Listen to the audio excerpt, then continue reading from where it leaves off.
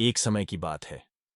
एक छोटे से गांव में सिद्धार्थ नाम का एक आदमी रहता था, जो जीवन के संघर्षों से त्रस्त था। हताश और निराश सिद्धार्थ ने बुद्धिमान गौतम बुद्ध की शिक्षाओं में सांत्वना खोजने का फैसला किया, जो अपने गहन ज्ञान और ज्ञानोदय के लिए जाने जाते थे। सिद्धार्थ गांव के धूल भरे रास्तों से भटकते रहे।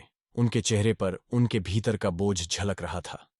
उन्होंने बुद्ध की शिक्षाओं के बारे में सुना था और अपने परेशान दिल के लिए मार्गदर्शन लेने का फैसला किया। बोधि वृक्ष के नीचे गौतम बुद्ध शांति की आभा से घिरे हुए गहरे ध्यान में बैठे थे। सिद्धार्थ उन सवालों के जवाब पाने की उम्मीद में झिझक के साथ उनके पास पहुंचे, जो उनकी आत्मा को पीड़ा दे रहे थे।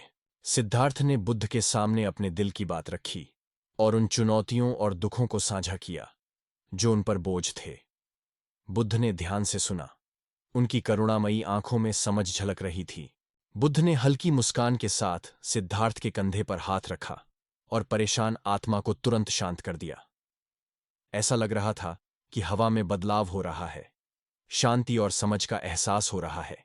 बुद्ध ने मंत्रमुग्ध कर देने वाले उपदेश के माध्यम से अपना ज्ञान बांटना शुरू किया। उनके शब्दों में सदियों के ज्ञानोदय का प्रभाव था, और जैसे जैसे वे बोलते गए, सिद्धार्थ के मन में करुणा, प्रेम और आंतरिक शांति की छवियां उभरने लगीं। जैसे ही बुद्ध बोले, दृश्य जीवंत चित्रण में बदल गए। करुणा, सचेतनता और सभी चीजों के अंतर संबंध की अवधारणाएं जीवंत हो गईं, जिससे गहन शिक्षाओं का एक दृश्य प्रतिनिधित्व तैयार हुआ। जैसे ही बुद्ध के शब्द उनके भीतर गूंजे, सिद्धार्थ में एक शक्तिशाली आंतरिक परिवर्तन आया। उसके कंधों का बोझ उतर गया और उसके चेहरे पर एक नई स्पष्टता उभर आई। अपने हृदय में कृतज्ञता के साथ सिद्धार्थ ने अंधेरे में मार्गदर्शन करने के लिए बुद्ध को धन्यवाद दिया। एक बार निराश व्यक्ति अब उद्देश्य की भावना और हल्की भावना के साथ चला गया।